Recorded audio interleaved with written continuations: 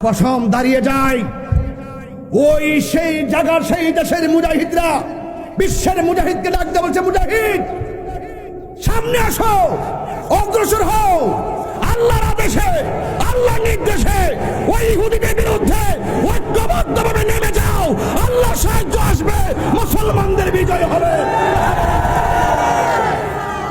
ছোট্ট বাচ্চাগুলোরে পাখির মতন গুলি করে হত্যা করছে, নামাজরত অবস্থায় মুসলমানদেরকে বোমা মেরে উড়িয়ে দিচ্ছে, 11 লক্ষ মুসলমানদেরকে তারা না খাওয়া মারতেছে।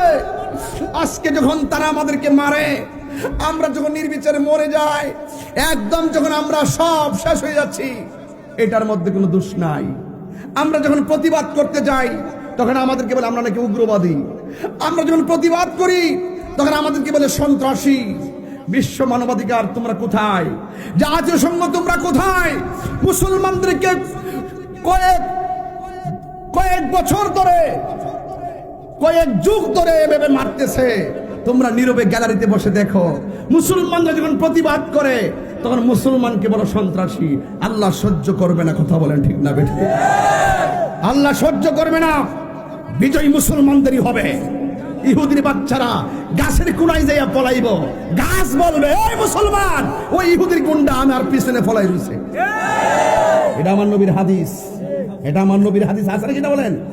হাদিস শরীফে আছে যে এই গাছে জায়গায় লুকাবে, গাছ বলে দিবে যে এই কুত্তারা এখানে আছে, এই বেঈমান এখানে আছে। মুসলমান বিজয়ী হবেই হবে, কথা বলেন ঠিক কিনা বলেন? আমার নবী যখন আল্লাহরে বলছে, আল্লাহ আমার সাহাবীদের সংখ্যা তো কম, কয়েকজন শহীদ হয়ে গেছে, এরা তো সংখ্যায় দ্বিগুণ দেখা যায়, আমার নবী 2টা হাত বাড়াইতে দেরি। আমার আল্লাহ রাব্বুল আলামিন আসমান থেকে মুসলমানদেরকে সহযোগিতা করার জন্য ওয়ালাকাদ নাসারাকুমুল্লাহু বিবাদরিন ওয়া আনতুম আযিল্লাহ।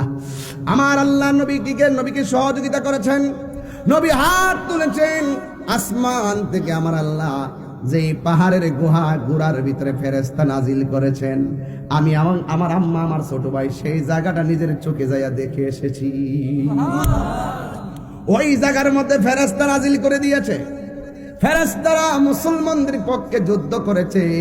এর দ্বারা প্রমাণ হয়ে যায় ইসরায়েলের গুন্ডা বাহিনী যতই পাওয়ারফুল হোক না কেন, আল্লাহ যখন আসমানি গজব দেওয়া শুরু করবে, একটাও পলাইবার জায়গা পাবে না, কথা বলেন ঠিক কিনা?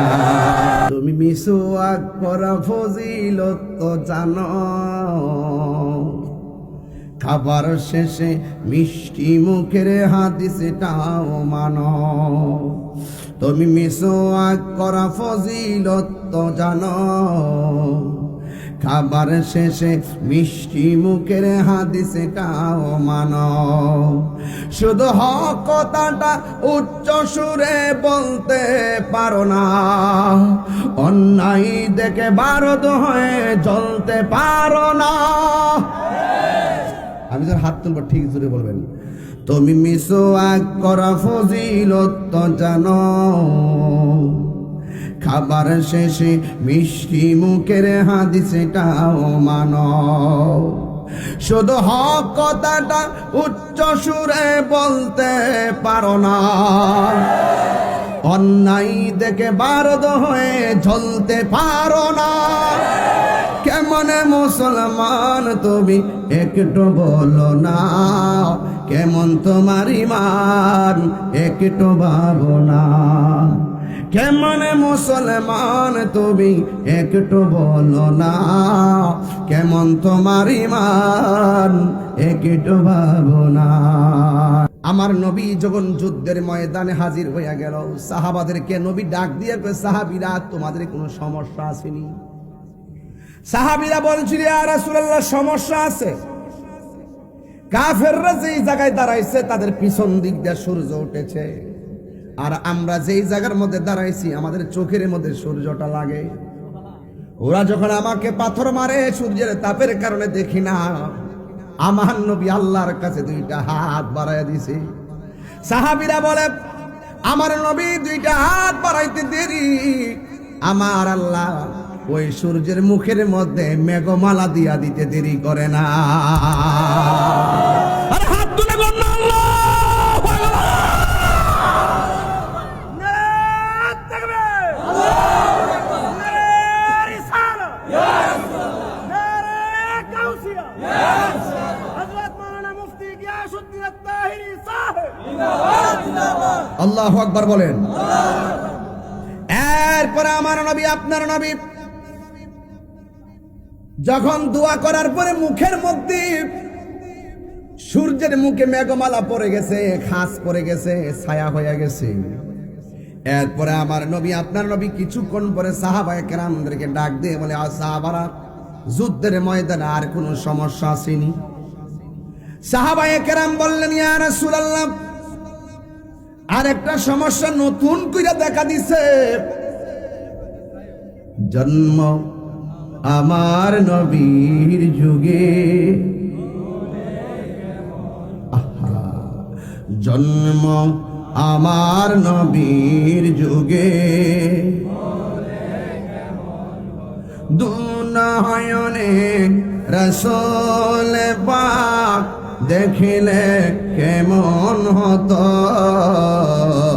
দুনয়নে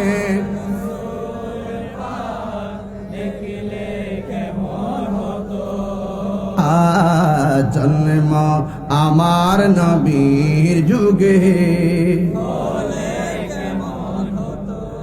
আসতো বেশে হযরতে বিলালের মধুর আযান, সেই আযানে ছিল এমন প্রেম মুগ্ধ রহমান। আসতো বেশে হযরতে বিলালের মধুর আযান, সেই আযানে ছিল এমন প্রেম মুগ্ধ রহমান।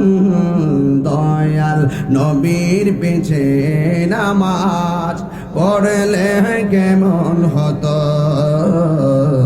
দয়াল নবীর পিছে নামাজ দুনয়নে রাসূল পাক দেখলে কেমন হতো, দুনয়নে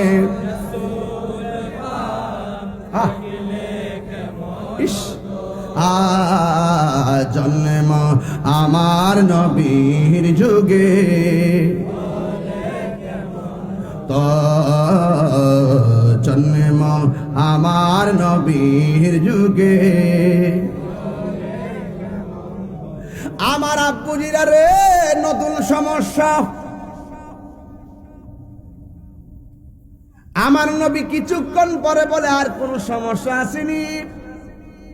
সাহাবীরা বলে, নবী গো, ওরা দাঁড়াইছে শক্ত মাটিতে, আমরা দাঁড়াইছি বালো মাটিতে।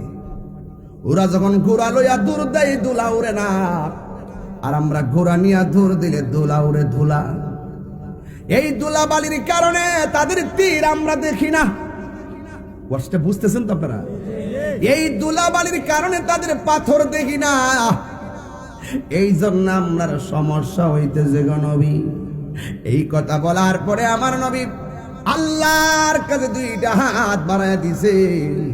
সাহাবায়ে কেরাম বলে, আমার আল্লাহর হাবিব দুইটা হাত আল্লাহর কাছে বাড়াইতে দেরি, আমার আল্লাহ ময়দানে মুষলধার বৃষ্টি নাজিল করতে দেরি করে না।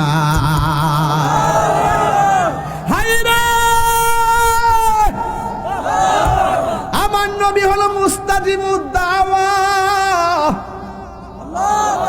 যদি বলে আল্লাহ শেষ করে দাও, শেষ করে দিবে। আল্লাহ তারে কবুল করো, কবুল করবে। নবী বললে আল্লাহর কাছে কোনো না শব্দ নাই, কারণ আমার নবী হলো আমার আল্লাহর হাবিব। জোরে কোন সুবহানাল্লাহ। এ আব্বুজিরা রে,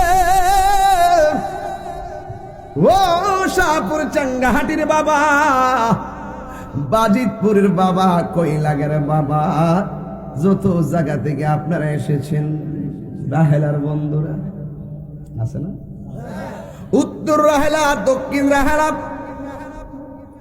আমার নবী হাত বাড়াইছে। মুষলধারে বৃষ্টি যখন নামছে, কাফেরদের শক্ত মাটি পিছলা হইয়া গেছে, আর মুসলমানদের ভালো মাটি বৃষ্টি পইরা শক্ত হইয়া গেছে। জ্বালা জোড়ায় না, জ্বালা জোড়ায় না রে। হেদায়েতের মালিককে এ আওয়াজে মানি না, জোরে বলুন কে? হায় হায়, এক সাহাবীর তলোয়ার ভাঙে গেছে। নবী গো, আমার মাইরে ফেলাইতেছে, আমার মাইরে ফেলাইতেছে। কি হইছে, কি হইছে?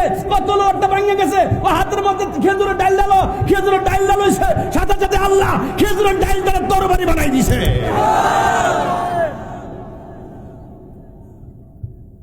এই সাহায্য এখনো আসেনি।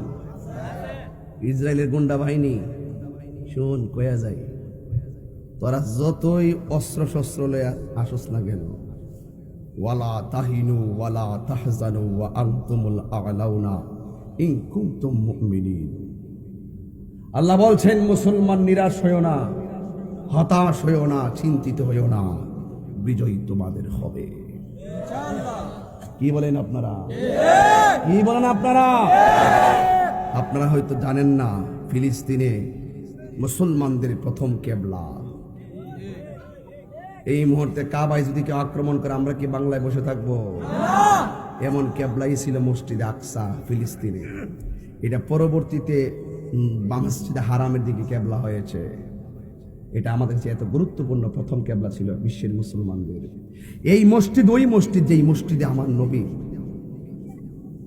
মেরাজে যাওয়ার সময় 2 রাকাত নামাজ পড়েছেন। যেই নবীর পিছনে মুক্তাদি ছিল 1,24,000 পয়গাম্বর। যেই নবীর পিছনে মুক্তাদি ছিল ফেরেশতারা। যেই মসজিদের পাথরগুলো দুনিয়ার আজকের ইট বাটার মতন পাথর না, এই পাথরগুলো ছিল সমুদ্রের নিচের পাথর। সমুদ্রের নিচে কি মানুষ যায় পাথর আনতে পারে? এই পাথরগুলো তোলা হয়েছিল জিন দ্বারা। এই জিনগুলো দিয়ে যে পাথরগুলো উঠানো হয়েছে, প্রত্যেকটা পাথরের মধ্যে সূরা ইয়াসিন লেখা। অসংখ্য নবী রাসূলদের ওই সমাধিস্থল রওজা মুবারক হলো সেই ফিলিস্তিন।